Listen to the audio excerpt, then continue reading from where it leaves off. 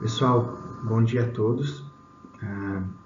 Então, no intuito de nós darmos continuidade ao conteúdo que estávamos trabalhando, na aula de hoje eu vou procurar abordar com vocês o tema do regime jurídico administrativo, correto? Nós estudamos então o conceito do direito administrativo, o conceito das diversas funções exercidas pelo Estado e os critérios que são utilizados para distingui-las. Estudamos a formação do direito administrativo e também os sistemas administrativos, de modo que a partir desse momento, então, nós iremos conversar especificamente sobre o regime jurídico administrativo, qual é o sentido dessa expressão e quais as consequências que a adoção desse regime jurídico administrativo produz, tanto para a administração pública quanto para os particulares.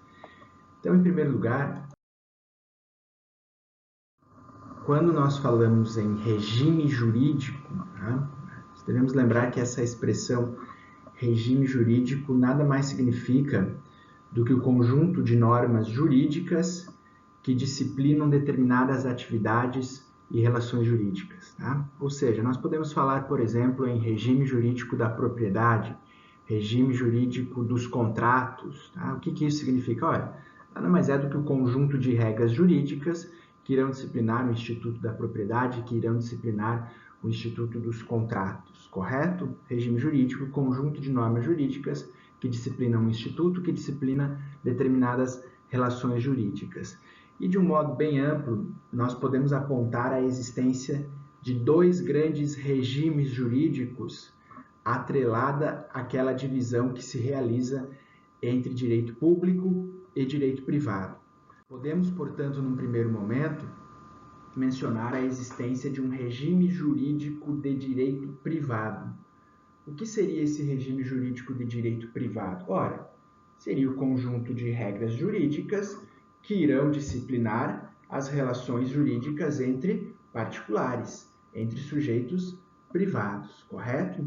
E o que nós devemos ter claro é que nessas relações jurídicas que se estabelecem entre particulares, cada sujeito, cada parte da relação jurídica, ela busca perseguir os seus próprios interesses. Então, dois particulares, quando estabelecem uma relação jurídica, eles estão buscando a satisfação, a consecução dos seus interesses privados. Disso decorre a seguinte consequência: não vai existir uma relação de hierarquia nessas relações, porque tais interesses estão em uma condição de igualdade, de horizontalidade. Não há uma sobreposição, uma prevalência de um interesse particular sobre o outro, já que os particulares estão em uma situação de igualdade jurídica.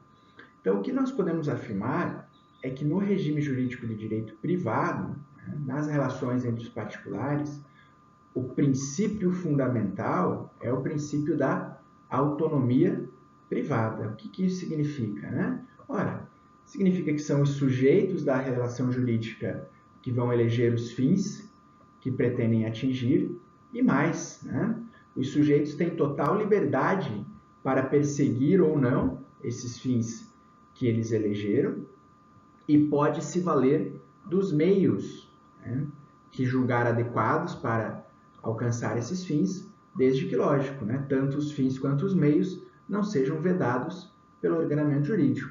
Isso é o que é a definição que traz o professor Celso Antônio Bandeira de Mello. O sujeito elege os fins que almeja atingir, persegue-os se desejar e vale-se dos meios que para tanto escolham, bastante que não sejam uns e outros vedados pelo direito. Correto? Então vamos deixar isso bem claro, pessoal. Nas relações jurídicas entre particulares, há a busca pela concretização de interesses privados que estão numa posição de igualdade, não havendo, portanto, relação de hierarquia entre as partes dessa relação jurídica. Vejam, para que isso fique bem claro, eu trouxe aqui para vocês um exemplo que ilustra a aplicação do regime jurídico de direito privado, correto? Aqui vocês podem ver pela imagem alguns edifícios, e ali no meio desses edifícios um imóvel residencial, uma casa. por que essa casa permanece ali localizada, né, no meio desses edifícios? Vejam, essa área, tá, corresponde ao bairro da Pompeia, no município de São Paulo, né, e esse bairro atravessou um processo de expansão, né, de edifícios, de expansão imobiliária, de modo que os imóveis residenciais, né, as casas foram paulatinamente sendo substituídas por edifícios. Então, esse conjunto de edifícios que vocês estão vendo aqui, né, a construtora responsável ela pretendia adquirir o imóvel correspondente a essa casa para construir o espaço PET de um desses edifícios. Ocorre que a proprietária do imóvel se recusou terminantemente a vendê-lo para os edifícios. Vejam, nós estamos falando aqui de uma relação jurídica entre particulares. Né? Interesse da construtora, adquirir essa residência para construir a área PET, para ampliar a área dos seus edifícios. Porém, por outro lado, nós temos aqui o interesse da moradora, que nesse caso era de permanecer residindo no seu imóvel. Interesses privados, de modo que um não se sobrepõe ao outro. Se a proprietária se recusou a vender, não há o que a construtora possa fazer. Ela pode oferecer o valor que quiser, e se a proprietária ainda assim insistir em permanecer no imóvel, não há o que possa ser feito, porque esses interesses estão em condição de igualdade. Tá? Tanto a empresa construtora desses edifícios quanto a proprietária estão juridicamente numa posição de igualdade. Né? Claro que socialmente, economicamente, a posição é completamente distinta, mas juridicamente estão em posição de igualdade, não havendo, portanto, como um interesse ser sobreposto, né? Não havendo, portanto, como um interesse prevalecer sobre o outro, correto?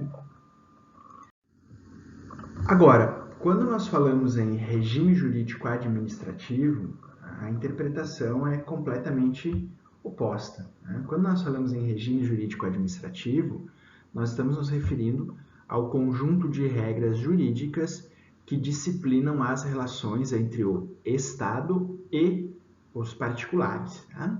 E para a gente entender a natureza dessas regras que disciplinam as relações jurídicas entre o Estado e os particulares, em um primeiro momento a gente precisa relembrar brevemente, né, o contexto histórico de surgimento do direito administrativo, que, como nós já vimos nas aulas anteriores, é o evento da Revolução Francesa. Vejam, no contexto histórico de surgimento do direito administrativo, né, o direito administrativo ele se desenvolveu diante da necessidade de impor limites à atuação do Estado, visando resguardar os direitos individuais. Tá? Nós vimos isso quando estudamos a Revolução Francesa, quando estudamos o contratualismo, quando estudamos o Estado de Direito, correto?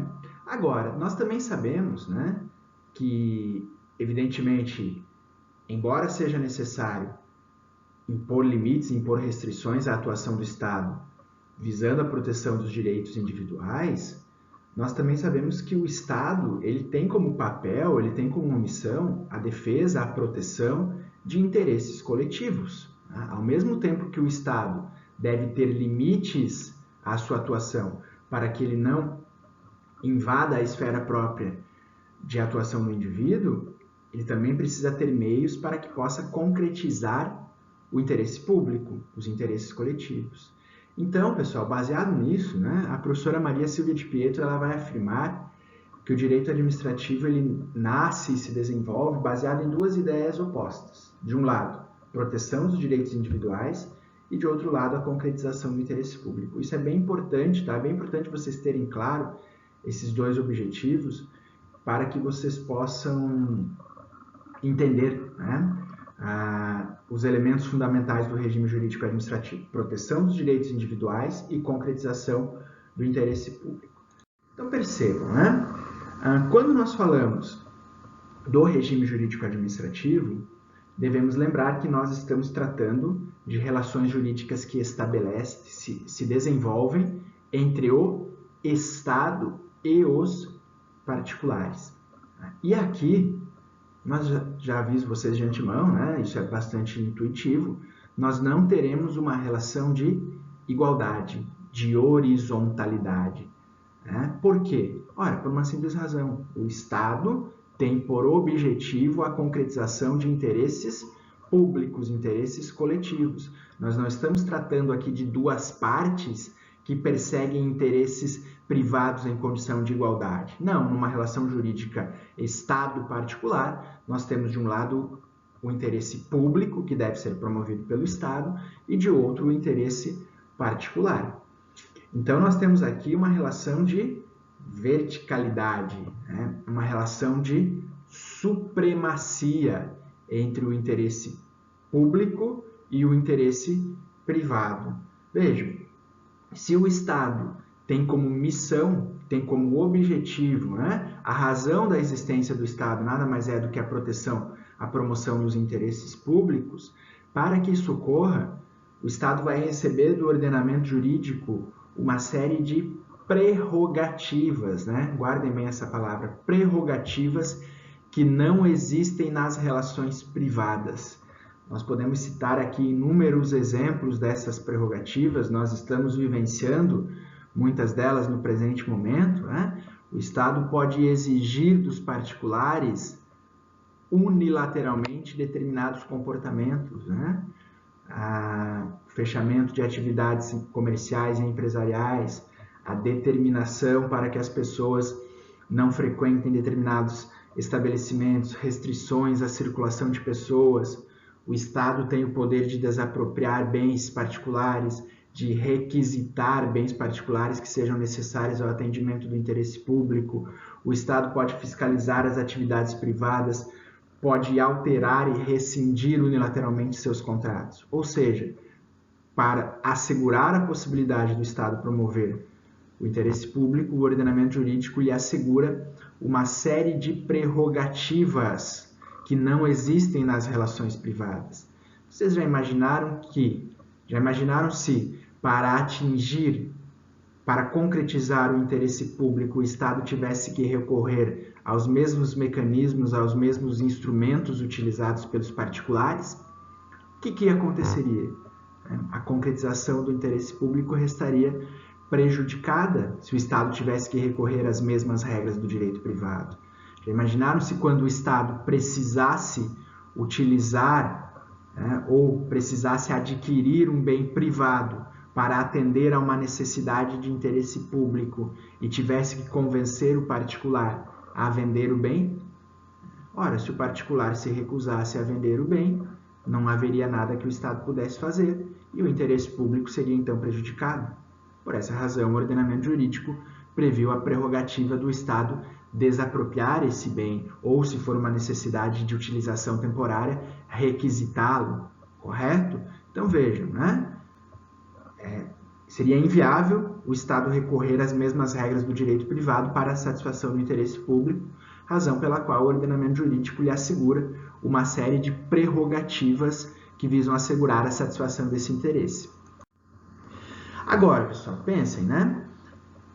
É lógico que o Estado ele precisa de uma série de prerrogativas, de poderes para que possa promover, para que possa concretizar o interesse público. Por outro lado, nós não devemos esquecer que o Estado deve ter limites à sua atuação para que não adentre indevidamente a esfera de atuação própria de particulares e, igualmente, esses limites também servirão para que, ao praticar os seus atos, né, ao desenvolver as suas atividades, o Estado não acabe se desviando desse mesmo interesse público que ele deve proteger. Por isso, além de prerrogativas que o ordenamento jurídico assegura ao Estado para que ele possa concretizar o interesse público, esse mesmo ordenamento jurídico vai impor ao Estado uma série de sujeições, de restrições que nós não iremos encontrar nas relações privadas. Tá? Para que servem essas restrições? Para que servem essas sujeições? Tá? Para que o Estado não haja de maneira arbitrária, não haja com excesso de poder, ocasionando lesão aos direitos individuais, e também para que o Estado, no exercício das suas atividades, não acabe se desviando desse interesse público que ele deve promover e acabe perseguindo interesses privados, né? Interesses dos gestores públicos ou de pessoas que lhes são próximas. Então, para que vocês entendam, né? Vejam, dentre as restrições que o ordenamento jurídico impõe ao Estado, restrições, sujeições, limitações, nós podemos apontar a necessidade de prévia licitação para a contratação de obras ou serviços, correto? De um modo geral, uma empresa privada, quando pretende adquirir um bem ou contratar a prestação de um serviço, ela tem uma ampla liberdade para escolher o bem ou serviço que melhor se encaixe, né, nos seus interesses privados, correto? O dono da empresa, né, o conselho de administração da empresa, eles vão avaliar, vão realizar, quem sabe, uma pesquisa de mercado e vão escolher o bem, o serviço que melhor atenda às suas necessidades, correto? Veja, não há nada que impeça, por exemplo, um empresário de contratar a empresa de um parente, a empresa de alguém com quem ele tem uma relação prévia. Afinal, é o interesse do empresário que está em jogo. Se ele fizer uma péssima contratação, o interesse que será prejudicado é o interesse da sua empresa, não o interesse público. Com o Estado isso é diferente. Para adquirir bens, para contratar a prestação de serviços, o Estado deve licitar.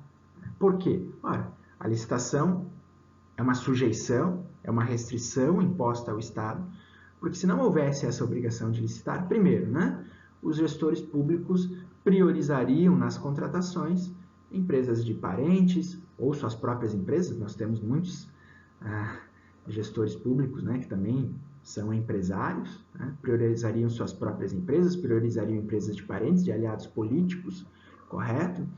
E como consequência disso, nós poderíamos ter contratações danosas ao interesse público, correto? Nós poderíamos ter contratações realizadas visando satisfazer interesses privados e não interesses públicos, tá? É lógico, né? A gente sabe que isso ocorre na prática, correto?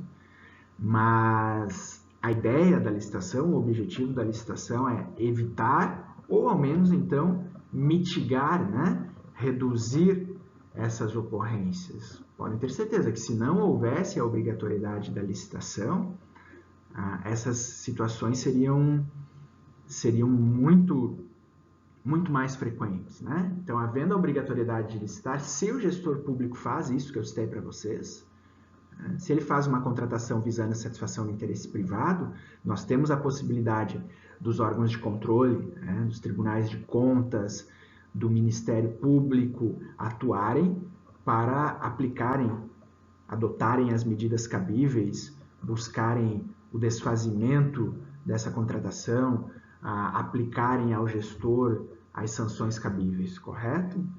Da mesma forma, né, pessoal, vejam, a administração pública, quando pretende contratar pessoal, deve realizar concurso público, mesma justificativa, evitar que alguns sejam favorecidos e que outros sejam prejudicados, né? Enquanto particular, enquanto uma empresa ela tem uma ampla liberdade para escolher através de qual meio ela vai selecionar os seus empregados, os seus funcionários. Uma empresa privada pode fazer uma análise de currículos, pode, pura e simplesmente, o dono da empresa pode contratar alguém que ele conheça, alguém que foi lá e ofereceu os seus serviços, correto? Se a contratação não for boa, o interesse prejudicado é o interesse da empresa. Agora, o Estado ele não tem essa ampla liberdade para definir como contratar. Para contratar servidores ou empregados efetivos, o Estado tem que realizar concurso público de provas ou de provas e títulos. Não é possível uma mera análise curricular, por exemplo. Qual razão? Garantir que, em tese, sejam contratados aqueles candidatos melhor preparados para o exercício da função pública e evitar favorecimentos de uns candidatos em desfavor de outro, correto? Então, aqui nós temos mais um exemplo de uma restrição, de uma sujeição que é imposta ao Estado. Também posso citar para vocês a exigência de ampla publicidade e motivação para os seus atos, coisa que nós não vemos, né? Que não se aplica como regra no âmbito das atividades privadas. Um empresário ele não é obrigado a dar ampla publicidade às suas decisões, né? O que ele está comprando, quem ele está contratando. O Estado tem que fazer isso para que a sua atividade possa ser objeto de controle, tá? Pelos órgãos responsáveis. Pessoal, então eu quero que vocês entendam o seguinte: quando a gente fala em regime jurídico administrativo ou regime jurídico de direito público, essas expressões elas podem ser utilizadas como sinônimos, e de fato são utilizadas com muita frequência, né? Como que nós podemos definir esse regime jurídico administrativo, né?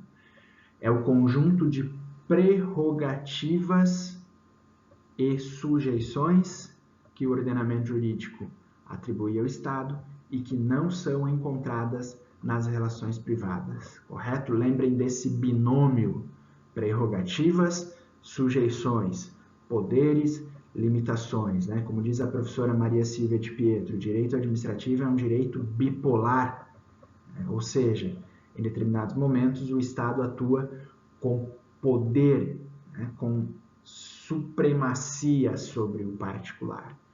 Em outros momentos, a atuação do Estado ela é restringida, limitada por uma série de exigências impostas pelo ordenamento jurídico. Tá? Falou em regime jurídico administrativo, binômio, prerrogativas e sujeições. Vejam aqui os trechinhos, né, de alguns autores estrangeiros bastante utilizados, né, que influenciaram muitos doutrinadores brasileiros. Todo direito administrativo se erige sob o binômio: prerrogativas da administração, direitos dos administrados. Ou então, as normas do direito administrativo caracterizam-se em face do direito privado, seja porque conferem à administração prerrogativas sem equivalente nas relações privadas, seja porque impõem à sua liberdade de ação sujeições mais estritas do que aquelas a que estão submetidos os particulares, correto? Então, aqui um exemplo, né, para a gente comparar lá com a situação da moradora do bairro de Pompeia que não queria vender o seu imóvel. Procuradoria-Geral do Estado aprova a proposta para desapropriação de imóveis do acesso ao aeroporto de Florianópolis, correto?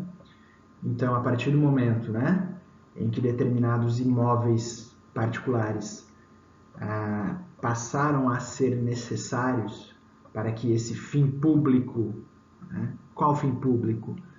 Ampliação do acesso ao novo aeroporto de Florianópolis. A partir do momento que esses imóveis privados passaram a ser necessários à concretização desse fim público, lógico que o Estado, em um primeiro momento, ele pode fazer uma proposta aos proprietários, né, tentar ali resolver a questão de maneira amigável. Porém, a partir do momento que os proprietários não aceitarem os termos colocados pelo Estado, né, se recusarem a vender, o Estado pode adotar a prerrogativa de desapropriar tais imóveis, como o ordenamento jurídico lhe assegura, correto? Como eu já disse isso para vocês em aulas anteriores, não está aqui em discussão se o Estado tem ou não o poder de desapropriar. Ele tem o poder de desapropriar. O que, logicamente, os proprietários dos imóveis poderão questionar são aspectos processuais ou então o valor da indenização, como de fato ocorreu aqui, como vocês podem deduzir a partir da leitura da notícia, correto? Então, acho que isso ilustra de maneira bem clara, né, a distinção entre as relações jurídicas de direito público e as relações jurídicas de direito privado. Agora, pessoal, é importante vocês terem claro também o seguinte, né, nem sempre o Estado, nas atividades que ele exerce, irá se submeter integralmente ao regime jurídico administrativo ou integralmente ao regime jurídico de direito público. Tá? Se a gente for pensar em atividades que envolvem poder de polícia, atividades que envolvam regulação, fiscalização, a prestação, se a gente for pensar em outras atividades, como por exemplo a prestação de alguns serviços públicos, beleza. vai haver a sujeição integral do Estado ao regime jurídico administrativo, ao direito público. Agora, se a gente for pensar em outras atividades, como por exemplo, o desempenho de atividade econômica pelo Estado, que a gente estudou nas aulas anteriores, a intervenção direta do Estado no domínio econômico, que ocorre, por exemplo, através dos bancos públicos, como a Caixa Econômica Federal, como o Banco do Brasil, e através de diversas outras empresas estatais. É evidente que, quando o Estado intervém diretamente no domínio econômico, quando o Estado explora a atividade econômica em regime de concorrência com atores privados, é evidente que o Estado não irá se submeter integralmente ao direito público, correto? Nesses casos, o Estado deverá se sujeitar a determinadas regras do regime jurídico de direito privado, sob pena de, em alguns momentos, o Estado se colocar em extrema situação de vantagem ou de desvantagem em relação aos particulares, com quem ele está concorrendo no exercício dessas atividades privadas, dessas atividades empresariais. Tá? Vejam, pessoal, eu trouxe aqui para vocês o artigo 173 da Constituição Federal. A gente vai fazer a leitura de alguns dispositivos e isso vai ficar bem claro para vocês. Nós já vimos lá que o artigo 173, ele diz que o Estado pode explorar atividades econômicas em 3 situações: quando diretamente autorizado pela Constituição Federal, quando a exploração dessas atividades for necessária aos imperativos da segurança nacional ou a relevante interesse coletivo, correto? Na sequência, o parágrafo 1º desse mesmo artigo 173, ele vai afirmar o seguinte: a lei estabelecerá o estatuto jurídico da empresa pública, da sociedade de economia mista e de suas subsidiárias, que explorem atividades econômicas de produção ou comercialização de bens ou de prestação de serviços, dispondo sobre: inciso 2, a sujeição ao regime jurídico próprio das empresas privadas, inclusive quanto aos direitos e obrigações civis, comerciais, trabalhistas e tributários. Parágrafo 2º, as empresas públicas e as sociedades de economia mista não poderão gozar de privilégios fiscais não extensivos às do setor privado. Pessoal, analisem aqui comigo, Quando o Estado explora uma atividade privada, uma atividade empresarial, em regime de concorrência com os particulares, ele deve, na maior medida possível, buscar se colocar no mesmo patamar dos particulares, no mesmo patamar das empresas privadas com as quais ele concorre. Pensem comigo na seguinte situação, Imaginem, por exemplo, se os bancos públicos, como Caixa Econômica Federal e Banco do Brasil, fossem beneficiados pela figura da imunidade tributária recíproca, ou seja, não precisassem recolher impostos sobre os bens, serviços atrelados às suas finalidades essenciais. Ou pensem que a mesma regra se aplicasse, por exemplo, à Petrobras. Qual seria a consequência disso? A consequência disso seria a quebra dos bancos privados ou das empresas privadas que atuam na mesma área da Petrobras. Porque essas empresas privadas, elas precisam recolher impostos relativos aos bens que possuem ou aos serviços que desenvolvem. Então, quando o Estado vai desenvolver a mesma atividade, é lógico que ele tem que seguir as mesmas regras tributárias, ele não pode ter privilégios fiscais que não sejam extensivos à iniciativa privada. Agora, quando a gente vai pensar em entidades de direito público, quando a gente vai pensar em autarquias, por exemplo, que desenvolvem atividades exclusivas do Estado, onde não há possibilidade de atuação do particular, vamos pensar em uma autarquia federal, Instituto Nacional do Seguro Social, IBAMA. Essas entidades, elas são beneficiadas pela imunidade tributária, ou seja, elas não precisam, como regra, pagar impostos relativos aos seus bens ou aos serviços que desempenham, desde que sejam atrelados às suas finalidades essenciais. Então, percebam, né? Se a gente for pensar nas empresas estatais, qual é o regime de pessoal das empresas estatais? Qual é o regime de pessoal da Caixa Econômica Federal, do Banco do Brasil, da Petrobras? É o regime seletista.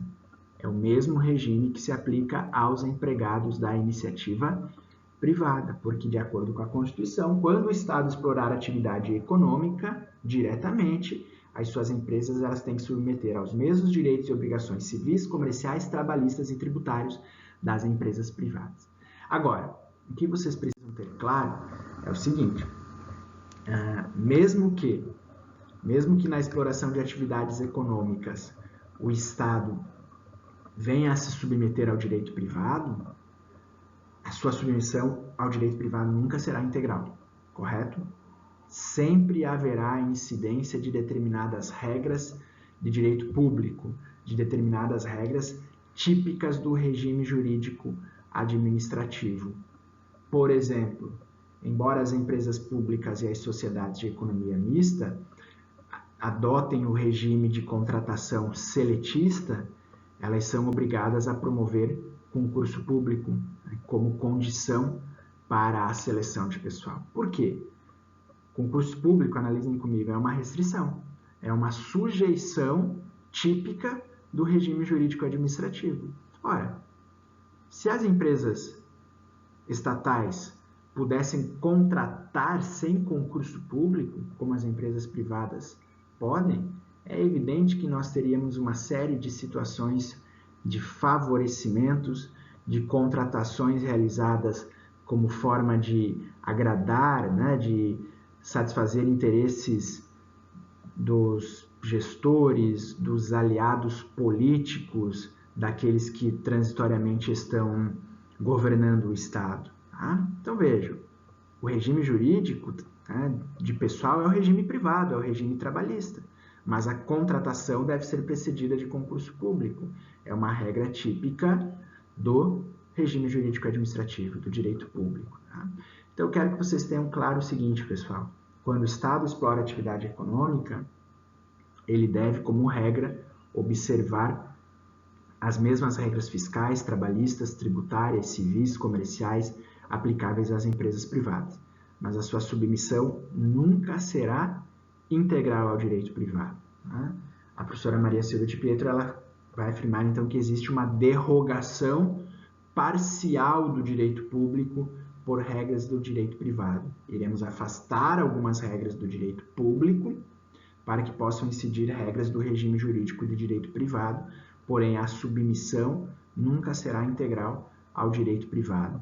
Elas precisam continuar fazendo concurso público, elas precisam continuar promovendo licitação, ainda que possam adotar um regime licitatório mais simplificado, mais flexível, precisam garantir publicidade a determinadas decisões, correto? Submissão ao direito privado não é integral. Por último, para a gente encerrar então essa aula relativa ao regime jurídico administrativo, né? Vejam, a gente sabe então que a administração pública ela poderá se submeter integralmente ao direito público ou parcialmente, né? Integralmente quando ela exercer atividades típicas do Estado, como regulação, como fiscalização, poder de polícia, ou quando prestar alguns serviços públicos, correto? Se a gente for pensar nos serviços públicos de saúde e de educação, quando são prestados pelo Estado, a submissão ao direito público é, em regra, integral. Geralmente os servidores que, claro que existem exceções, mas geralmente os servidores que atuam nos órgãos de saúde, nos órgãos de educação, são servidores estatutários, os serviços são prestados de maneira gratuita, de maneira universal. Então vejam, nessa situação o Estado está se submetendo integralmente ao direito público.